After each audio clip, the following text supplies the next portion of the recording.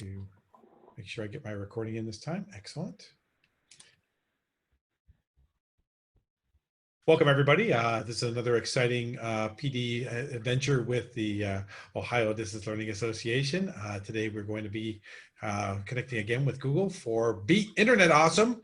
And what better people than to do that than with Google?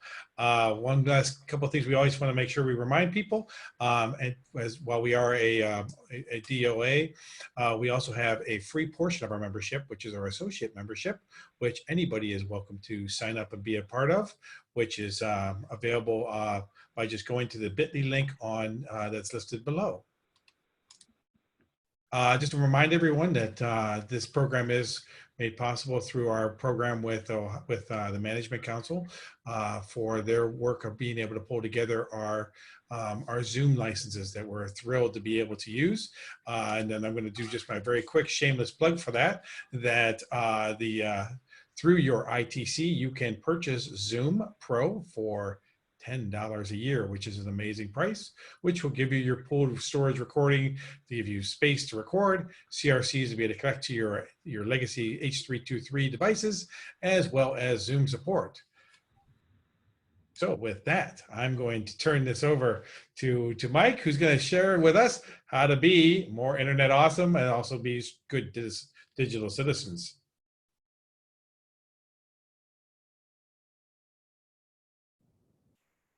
Mike, you ready? Still with us? It's showing my internet's not treating me too well here, so give me just 1 second. Okay, not a problem.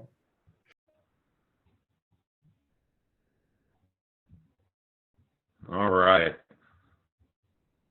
How are we looking now? Yeah, it looks like we're, yes, we've got a real, that's interesting. We've got a small view of that. Oh, there we go. Now it pulled up better. There we go. Excellent. Much better. Okay, fantastic. Sorry about the technology fun up front, ladies and gentlemen, but welcome back for the Learning Series Volume 2. As Paul mentioned, we're your fantastic co-hosts today. Here's my contact info for those of you that I haven't had a chance to meet. My name is Mike Patterson. I'm your friendly neighborhood Google, at least out of the Chicago office. I have the pleasure of serving the great state of Ohio. As Paul mentioned, we're going to talk about keeping kids safe online. I'll be sharing some things that we're doing at Google in order to help support you and your learning communities to do that. We're also going to spend a little bit of time. We don't have too many updates on what's new at Google for EDU, but for those of you that are tuning in live today, happy to share some things that, just in case you missed, have been happening in Google for Education. We'll close with some Q&A, wrap up, and here we go. So what's new at Google for EDU? I want to start before we go anywhere with reminding all of you that at Google for Education, we are constantly leveraging your feedback to improve the tools that you and your students get to use. And if you haven't taken the opportunity to either tweet at us or submit feedback via one of the many tools that we've made available to your district, I strongly encourage you to do so. It is, in fact, answered by a human on the other end, and they are categorized into buckets that help drive the changes that you see.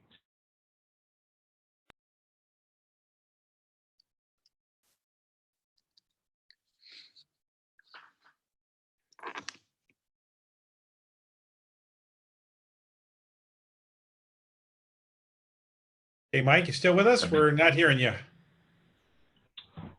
Can you hear me now? I can. All right. Well, hopefully that doesn't happen too often, Paul. If it does, please let me know. Okay, so some of the announcements that have come in G Suite in particular. Google Forms, if you haven't used it lately, and hopefully in the back-to-school timeframe, and since then, you've had a chance to jump in and see all the good things that are happening. The fresh new look, again, is a result of your feedback. As you can see, there's been some things added as far as tying into answer keys, showing point totals, all kinds of good things to allow you to use this in a much more functional way for a variety of different uses in your classroom. Google Slides, this is something for me in particular that I'm super excited about. If you haven't used the closed captions yet. Some great feedback we got from the very beginning was actually the ability to move closed captions to different parts of the screen and also to adjust the text size. So those are two things that if you haven't tried those out yet, they're fantastic for students, especially if you are digitally capturing content for them. Another announcement that came out, and hopefully you've had a chance to experiment with some of these or sign up for it, is getting started with Google for Education. We recognize that not all of our new teachers coming into our schools have necessarily used Google before, or if you have people new to the district, or if you just want to brush up on all the good things happening in Google for Education.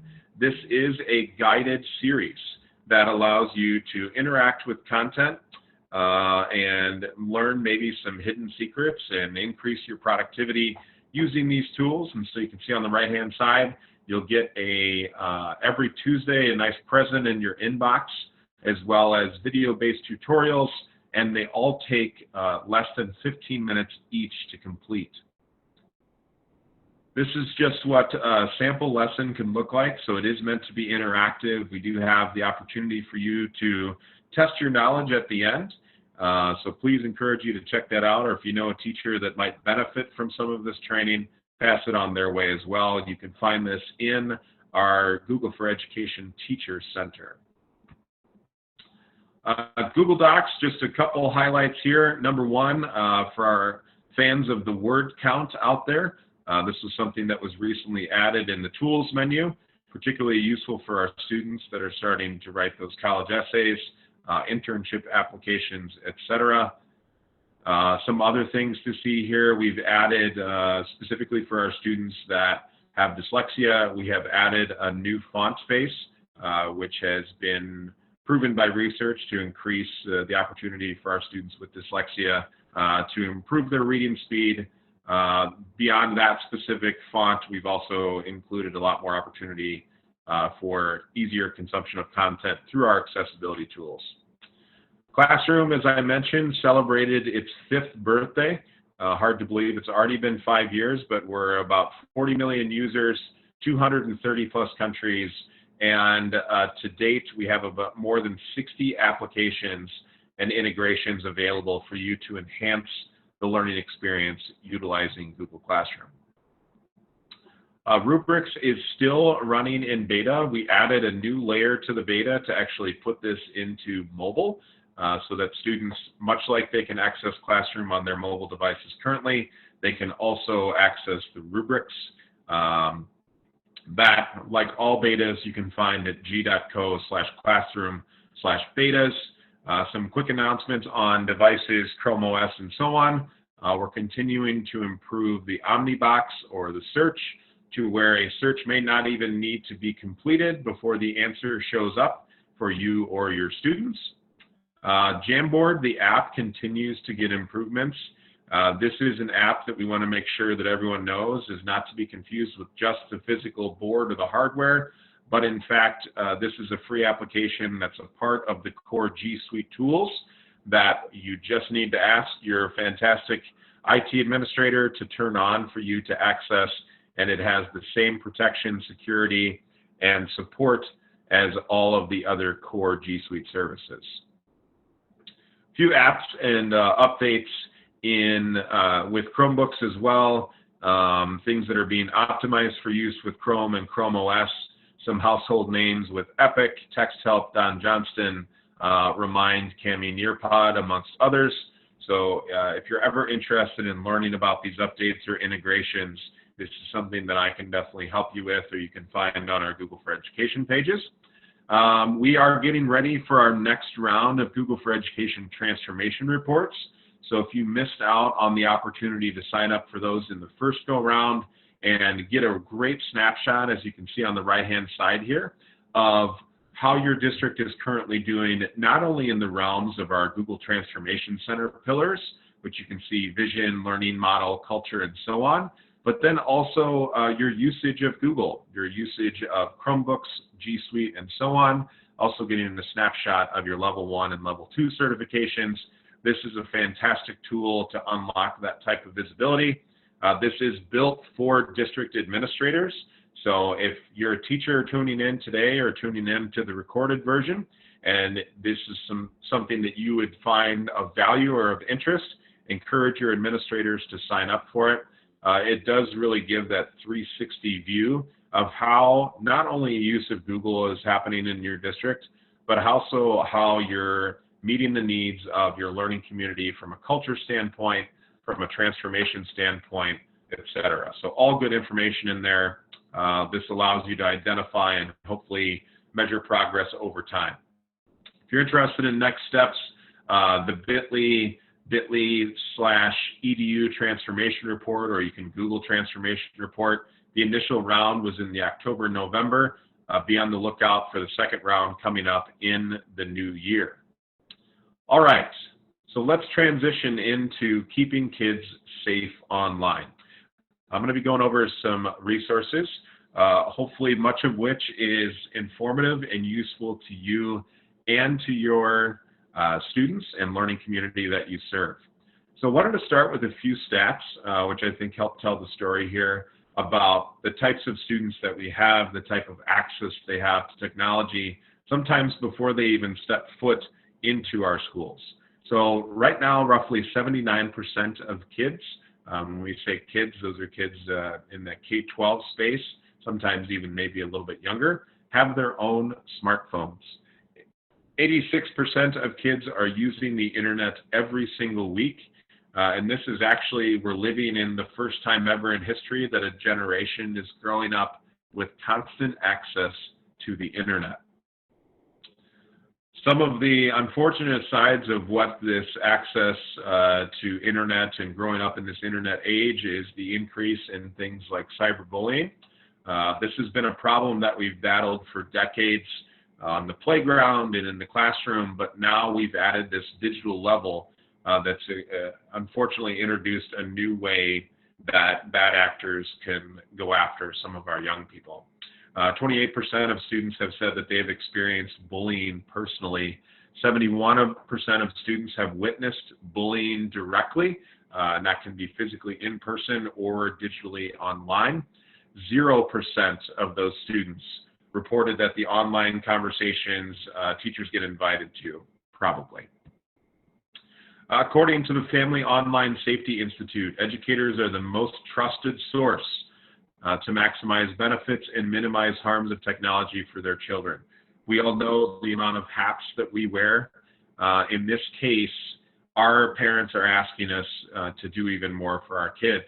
The unfortunate truth, however, is that 84% of educators feel as though they don't have the resources necessary to teach digital safety and citizenship skills in the classroom. So that at Google for Education is what we're trying to help with. I do recognize, and we recognize, that we are not the only source of content. Great resources out there, Common Sense. Media is a fantastic resource for this as well. We just want to make sure that we're doing our part to help educate everyone on how to be safe online. For those of you that haven't seen the Future of the Classroom research, I'm going to pull out one particular part related to digital responsibility. This is actually a report that we launched at Back to School. This was research done with education experts globally. We have reports for 13 countries, but specifically to the United States or to North America, these 8 themes emerged. And with regards to digital responsibility, this is something that includes online safety within a school's curriculum. As more and more schools are moving towards a digital presence for both replacing textbooks and also having their students learn and collaborate, it's really important for us to figure out how we can help students develop healthy relationships with technology and also with others. Some of the tools that we've built in order to do that, Be Internet Awesome, which we'll touch on today, the Chrome Admin Console, the great management solution that hopefully you utilize to manage your Chromebooks, and then also Applied Digital Skills are all places that right now we believe are really strong sources of digital responsibility to provide you in your districts. So our learners today need digital skills to be successful in their personal lives, their education, and really in any career in any field. The belief out there is that in 2020 and moving forward, more than 50% of the workforces are going to require technical skills, technology-related skills. It's going to get harder and harder to find jobs that don't, in some way, shape, or form, ask for digital skills. Question, and obviously hard to poll the audience here, but how many of you knew that digital citizenship and internet safety is actually required? It is, in fact, a federal requirement that has been around since CIPA was first enacted, and as of 2012, this is actually something that if a district was audited to see if they're actively teaching all students internet safety and digital citizenship, if a district is found not to be teaching these, they can actually lose their E-rate funding. It can impact E-rate funding. And as Paul and many tech directors can tell you, for a lot of our districts who rely heavily on E-rate to survive and to continue to build out infrastructure and expand digital footprints, this could be incredibly impactful. The 1 in 3 that you saw in the digital responsibility slide earlier is really in reference to the fact that right now 1 in 3 internet users globally are under the age of 18, representing the single largest volume of under 18 users in this case. So, something to think about obviously is that age range falls in where we live in the K-12 space, not only with the students that we serve, but for those of us that have small children or children under the age of 18, this is a stat that should resonate at some level with you. So that's where we try to come in at Google for Education, recognizing that we need to help kids be internet awesome, building digital citizenship skills. And to be perfectly honest, there really is no such thing as too early in the K-12 space to be talking about these concepts with our kids. So these resources that I'm going to be showing you today, I hope you view them as things that can be scaffolded and used in the K-12 space because we can't wait any longer. And we need to remove the excuses as to why or why not we're not teaching these concepts to our kids. So our approach at Google is to provide tools that put schools in the driver's seat. We also are looking to support educators and families to help their students become skilled digital citizens. So for those of you that have not visited, in the past it was referred to as our Google Trust page. Currently, we've moved it over into our Google for Education page. You can see google.com/edu/privacy. More and more as social media companies and others have been called into the limelight about how they're using user data, it's even more important for us to provide clarity and transparency to our end users. And so as instructional leaders and district leaders, we have improved the page, creating a question and answer format. We provided even more details and insight into our data practices, as well as added information on Chromebooks and additional services. So I would highly recommend this serves as a front line of information for you if you have parents inquiring about how Google protects data of their students. If you're using Google with your kids, really encourage you to check that out. It's a great resource and easy hyperlink to send to your parents. Thinking about and transitioning or shifting to the second point, digital citizenship takes a village. And for those of you that have heard me speak before and even today, you've heard me mention a few times this idea of a learning community, both internal and external. And as you can see here, our community is made up of our kids, of our parents, and us as the educators. And it's really important for all of us to be working together to communicate to our young people the types of things that they need to be prepared for as they continue their digital journey. So I want to share a quick video here, and hopefully the audio will come through effectively. Paul, let me know if not. I never imagined what the world would be like without internet today. It'd be just like chaos. I've tried to prepare him for the real world. I'm not with him 24/7, so I can't protect him all the time. kids are inherently curious. And on the internet, there's so much knowledge and information that I need to make sure that as an educator that I'm teaching them the skills that they need to start to look out for themselves. The Be Internet Awesome program is designed to teach students in a fun way how to be safe online. You're on a web page and you see a button that says, click here and you could win $1 million. What do you think would happen? Yeah, man. Get scammed. Maybe you'd get scammed, even. Whatever you're on could get a virus. What do you do if someone you don't know tries to follow you? I block them because I have a private account. Excellent. We are about to journey into a place that's called Interland to learn how to be internet awesome.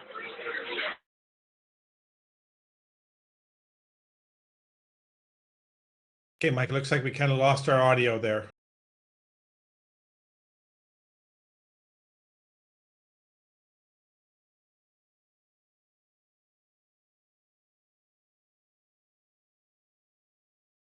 That they need in order to be able to keep themselves safe online. Looks like it'd be real. It's fake. Because look how internet is spelled. Then I would have got fish. Nowadays, the internet is the way people see you. Anybody can post anything on the internet, and sometimes those things that they post are not okay. Be respectful to others. If somebody gets hurt, try to help them. If you come across something that's either inappropriate or like bullying or just anything that makes you feel uncomfortable, you should tell somebody. Be internet awesome.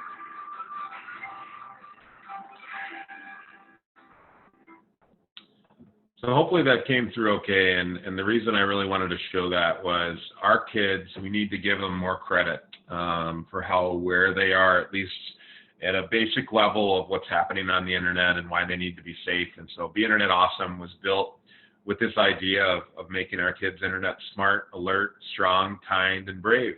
The reality is K-12 is now one of the single most targeted organizations or entities on the planet by bad actors and people that are looking to hack, phish, spoof, deliver ransomware, and really have a negative impact on the digital learning communities found in K-12.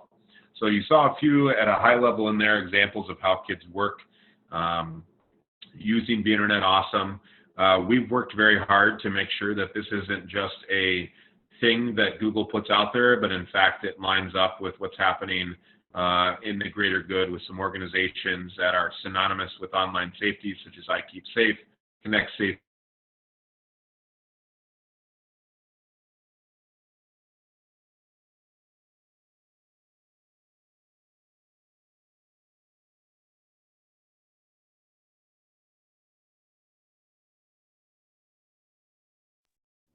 Mike, we seem to have lost your audio again.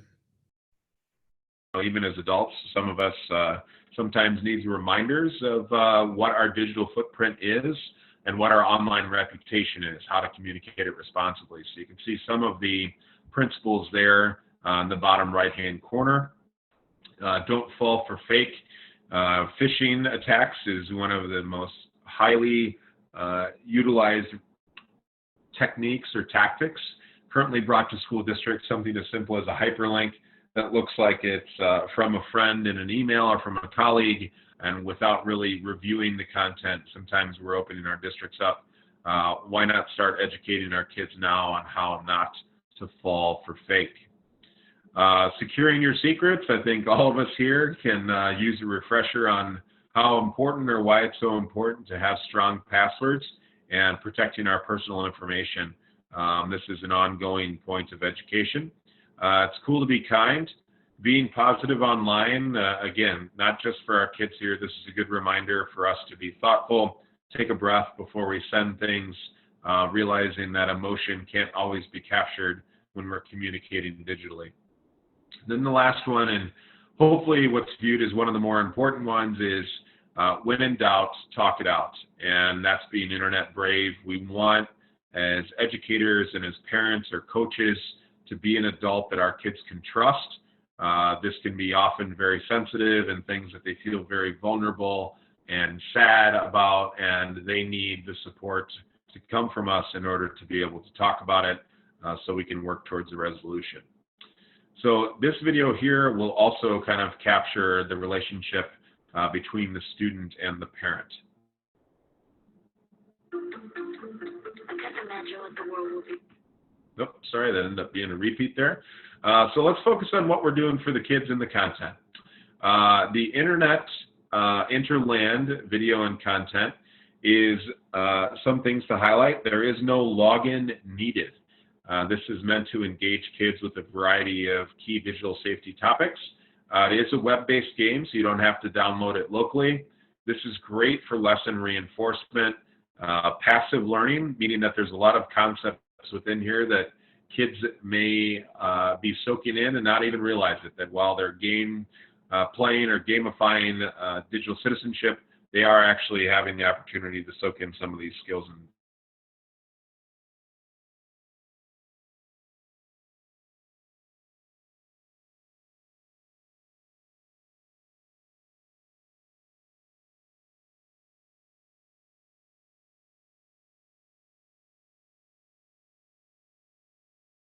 be sharing information with.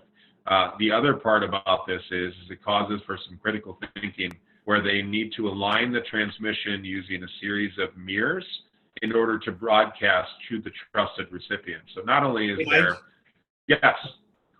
We lost you on this screen totally. So if you could, I'm sorry to do that to you, but we did not hear any of the beginning part there. So can you hear me better now?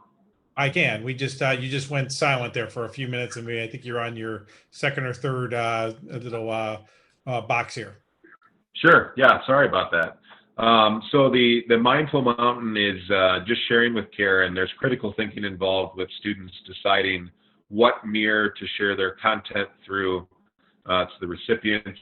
The Reality River in the top right-hand corner, they're given scenarios where they're looking at content and deciding whether it's real or fake, and it advances them across Reality River.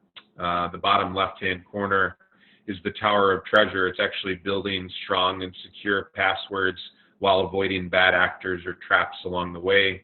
Then the bottom right-hand corner, being internet kind. I have a second grader who's been playing this for the last 2 years. Really impactful in thinking about how we can be kind to other people and also how we can minimize the impact of bullies. So let's look now at what we can do as educators. First and foremost, something that we launched in partnership with the Family Online Safety Institute. If you had not heard of our more recent release of online safety and digital well-being courses, we're really excited about these. It is embedded in our Applied Digital Skills platform, which for those of you that aren't familiar is a completely free project-based blended learning platform to teach necessary skills to students as well as adults.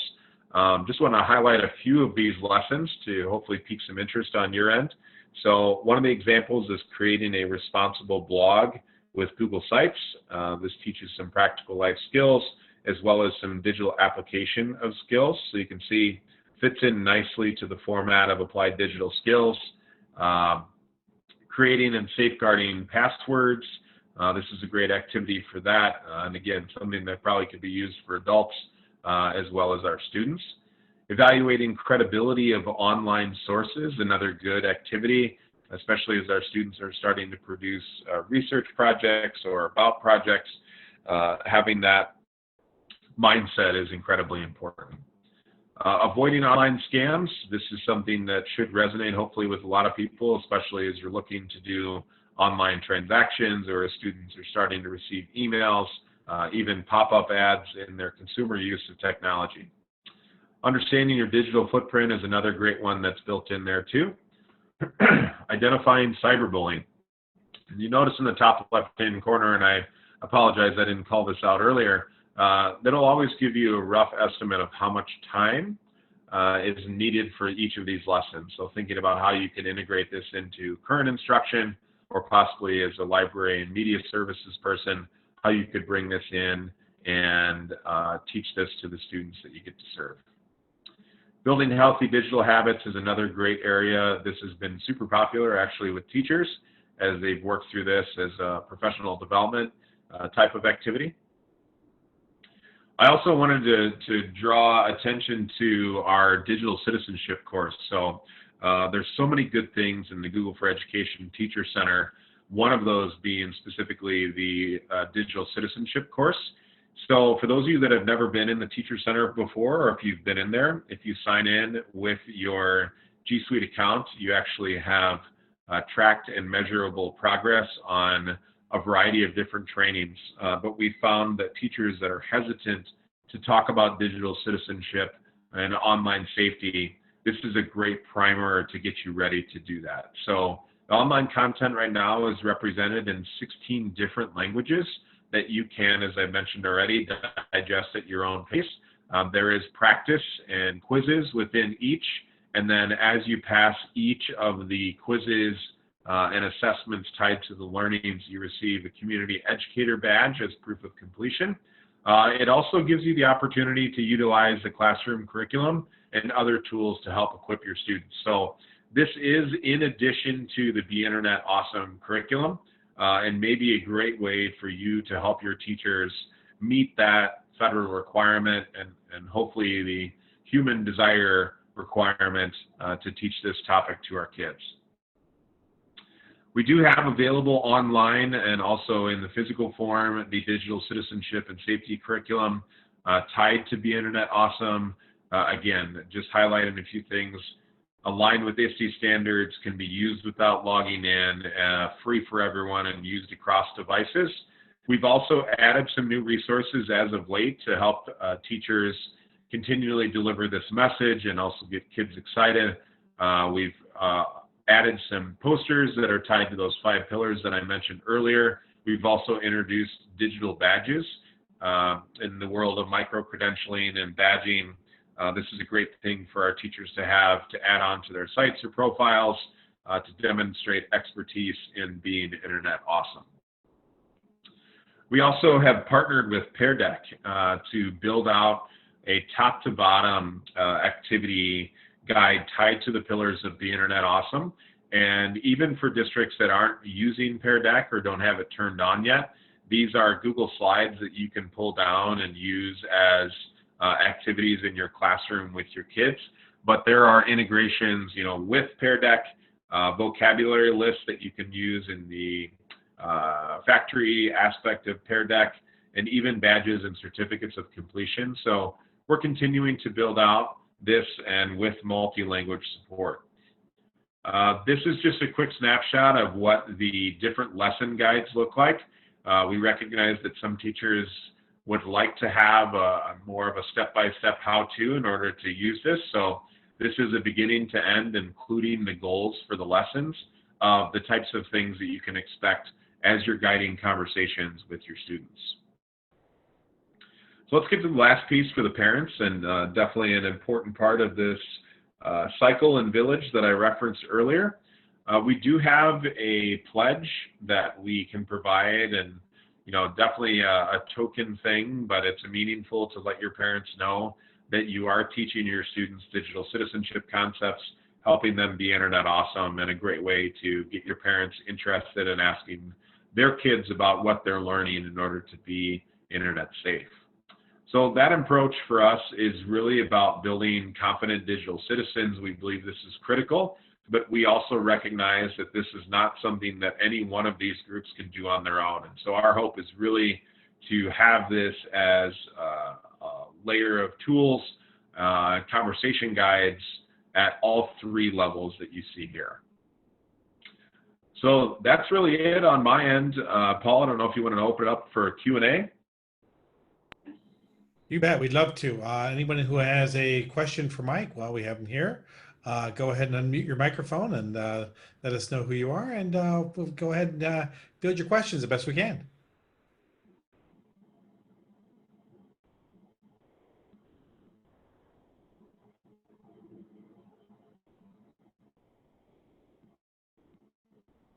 Okay, it's awful quiet out there, Mike. I know you covered a lot of stuff, and I think we really saw some great resources out there for us.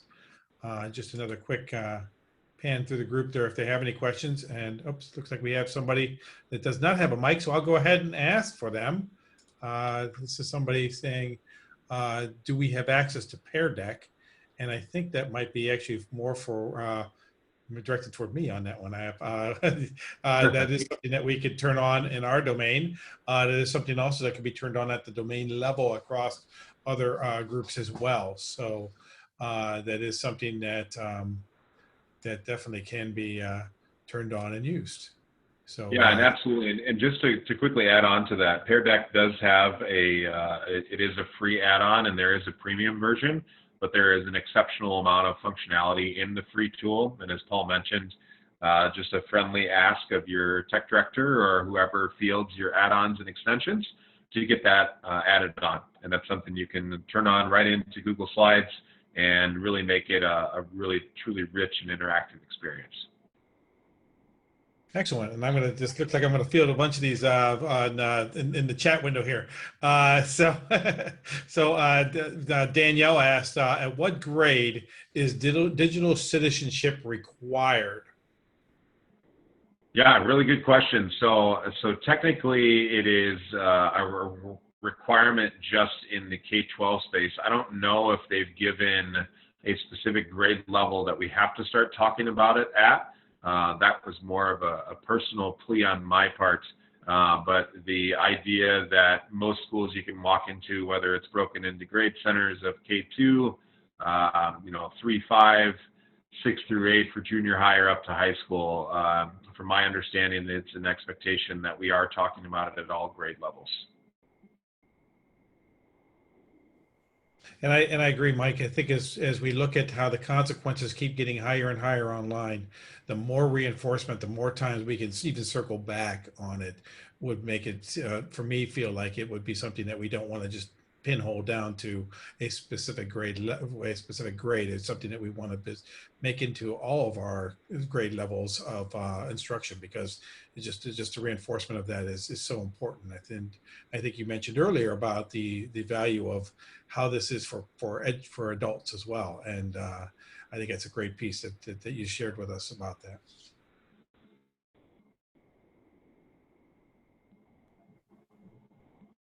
Anybody else? You're welcome to open up your microphone and ask a question, or you can put it in the chat and I'll shout it out for you.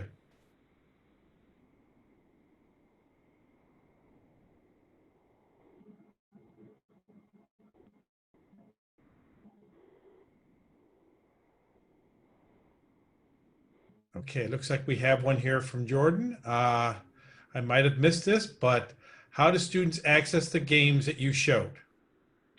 Yeah, so they can go, you can actually take them right to the Interland page, and cycling back through so you can see it here too. Oh gosh, I thought I had the link on here.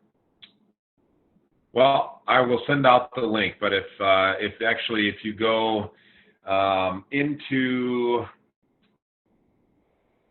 I believe it's g.co Interland. Gosh, I should have had that answer. But Googling Interland, Google Interland will take you to the page, and then you'll be able to share that with your students. Sorry, I didn't have that off the top of my head. Working on that as well for you here.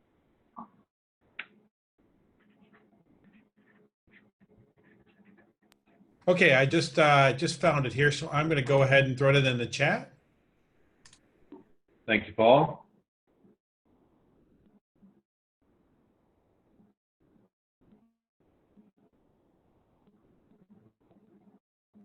There we go. In fact, I need to get off this page because it's got some audio behind it there. There we go. So that was shared into the chat area there, and you'll be able to have access to that, hopefully easily that way too. Yes, and g.co/Interland does work. And this is something you can actually pull up on your mobile devices as well. It's something that I've used with my kids in the past. Mike, what was that address again? I'm sorry, I wasn't ready for it. It is g.co/Interland.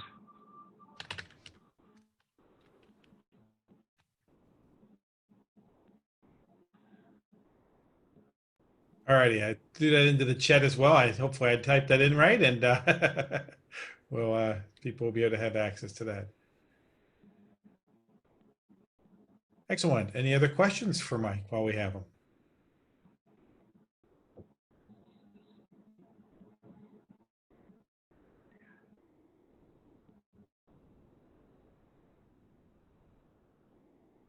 Okay, then. Well, Mike, I want to thank you again for connecting with us. We appreciate all the great things that you share with us, and we look forward to seeing you again here in the near future. So hopefully all of us can continue being internet awesome, and most importantly, being safe out there while we're online. So thank you, Mike, for connecting with us, and we'll wrap things up here for tonight. Thank you. Absolutely. Happy to do it, and apologies for the audio issues. I'm sure none of our listening audience out there has had tech fails in the past, so I'll just continue to pilot that myself. But looking forward to the next series. Happy holidays, everyone. Enjoy your time with your friends and family. See you next time. Great. Thanks, Mike. I'm going to stop my recording here.